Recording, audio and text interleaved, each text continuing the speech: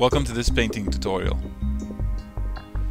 In this video I'm going to show you how I painted this Stormcast Eternal for Warhammer Age of Sigmar. This tutorial uses new paints that I find really good and useful. This is a new way for me to paint gold, and I think it's a very good technique to use on other miniatures in this hobby. If you like this video, please like, comment and subscribe to this channel to see more. And if you would like to know how to support my channel, you can stay after the video to know how. I'm going to start by priming the model with black, with Rust-Oleum black primer. You can use any primer that you like. In my opinion, black is not the best option because it's hard to cover, but you can use any primer that you like. I'm going to use Retributor armor, and with this color I'm going to give it a coat to the whole miniature. The paint covers very well for being a very light yellow metallic color, but I used at least 3 coats with this paint to cover the whole miniature. The paint is thinned down with a little bit of drying retarder. That's to extend the life of the paint and to get it to cover smoothly. And also I'm trying to give the whole model a solid coat, one that covers all the black but doesn't cover the detail. Next I'm going to use Seraphim Sepia, and with this color I'm going to wash the whole model. I used a rather heavy wash, and that's to make it show well onto the recesses, but be very careful not to let it pull on the details on the model, especially on the inside of the shield, because the wash tends to pull on the lower part of the inside of the shield and the lower parts around the feet. So just try to wash the whole model and don't let the wash pool. Next I'm going to use Auric Armor Gold, and with this color I'm going to clean up. Just try to avoid all of the recesses and all of the raised parts. Just paint them with this color. This color is a layer paint that is a lot thinner than the base paint that we used earlier. So use thin coats and give it 2 or 3 coats to get a good coverage. These paints are very close together on the tone and brightness, so they go very well as layers instead of dry brushes. If you would like to save time and make it quicker, you could instead dry brush it, but I think layering is better. Here I'm using Liberator Gold, and with this color I'm going to edge highlight all of the edges on the model. This color doesn't show very much on the miniature here on the video, but it's a more silvery kind of color which tones down the very yellow gold of the armor. So if you use this on all of the edges, you may not notice it that much at first, but it's going to tone down the very yellow look of the model. Next, with Runefang steel, this color I'm going to edge highlight it as well, but just on the areas that reflect the most light. So just try to see your model under the light and see the places where it reflects more and just edge highlight those places. Now that's the finished armor, and then I'm going to move on onto the blue with Kantor blue. And this color I'm going to use it on the shield, shoulder pads and places that you want to be blue. This is a very simple step, but it's easy to get it to look kind of patchy. So make sure to thin down the paint and use drying retarders or whatever you would like to use.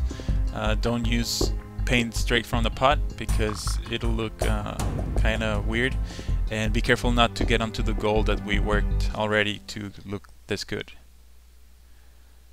Next I'm going to use Abbadon black, and with this color I'm going to paint all of the places in between the armor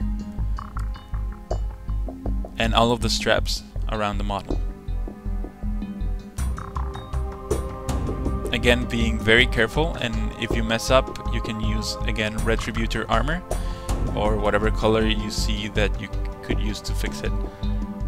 Next, Zandri dust. This color is going to go on the scrolls around the model.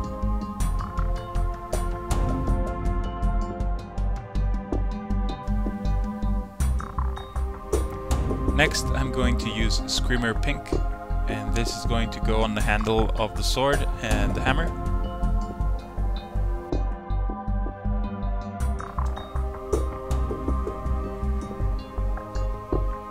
Next I'm going to use Leadbelcher, and with this color I'm going to paint all of the silver areas, which is the hammer and the scale mail.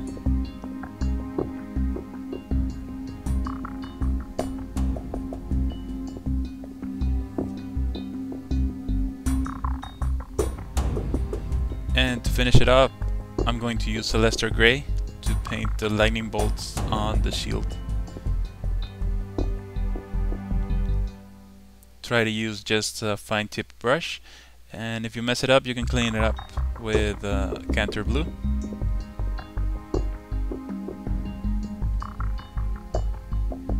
And now that we have all of the base coats, I'm going to use Nuln oil to shade the model. This is going to go as a complete shade to all of the blue cloth areas on the model, on the metallic, on the pink.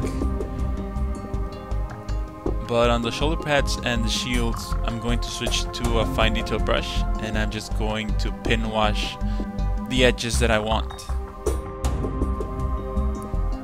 Doing that saves me a step of cleaning up the shield and other places. So I just figured that I wanted to just wash only the edges. Next, with Agrax Earthshade, this color is going to go onto the scrolls or the Zandri dust areas. And then I'm going to start highlighting. I'm going to use Teclis blue to highlight the blue. That's only going to go on the edges of the shield and the edges that you can see on the shoulder pads. And on the cloth areas, it's an edge highlight as well.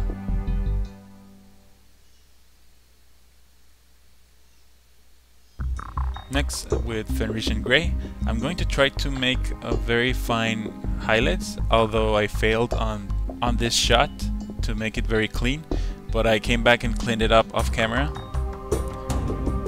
And just try to pick the sharpest edges of these areas.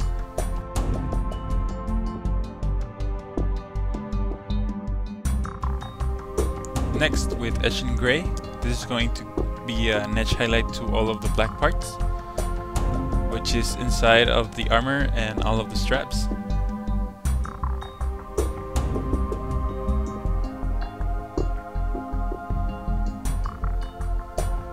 After that, I'm going to use Dawnstone, and this is going to be a second highlight for the black parts, which is going to be a very bright highlight that goes only on the sharpest edges of the black. Try to use drying retarder or thin down your paint so that you can use these colors easier, and the edge highlights are easier. Here with Emperor's Children, I'm sort of dry brushing this color onto the handle of both the hammer and the sword, but I'm sort of dry brushing it with a fine detail brush, if that makes any sense. It's like overbrushing. Next, I'm using Runefang steel, and this is going to be an edge highlight to all of the metallic silver areas, and that's it. It's pretty simple. It's just going to give an extra highlight to those metallic areas. And to finish it up, I'm going to use White Scar to paint the lightning bolts on the shield and the shoulder pad.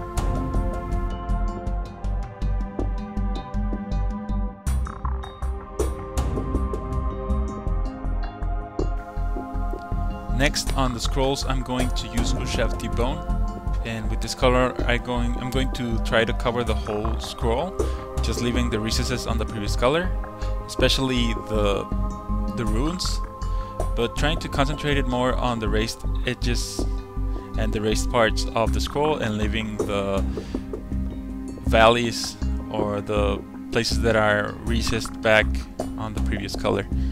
And to finish it up, I'm going to use Screaming Skull to give it an extra highlight on the places that are most exposed to light and sharp edges of the scrolls.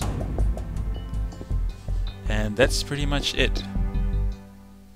I like the way this model looks a lot. It's a new way of painting gold that I would like to try onto different miniatures from 40k and Warhammer if I get to play it. I think these new Sigmar dudes look very handsome and look very good on the table, despite whatever your opinion may be on the new game. I like them a lot and I enjoyed painting this model. I hope you liked this tutorial. I hope you found it entertaining and useful, and that you got a better idea on how to paint these guys. I really enjoyed making it, and I hope you liked it. And if you do, please like, comment, and subscribe. Remember that you can visit me on Facebook and leave me a comment to let me know what you think, and I hope you enjoyed this video. Thank you very much for watching.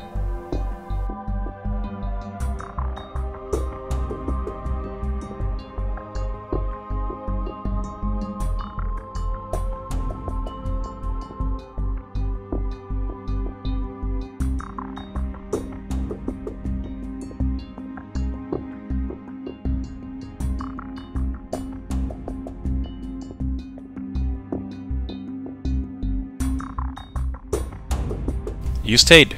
Great. Thank you very much for watching my video, and if you would like to further support my channel, you can become my Patreon on Patreon.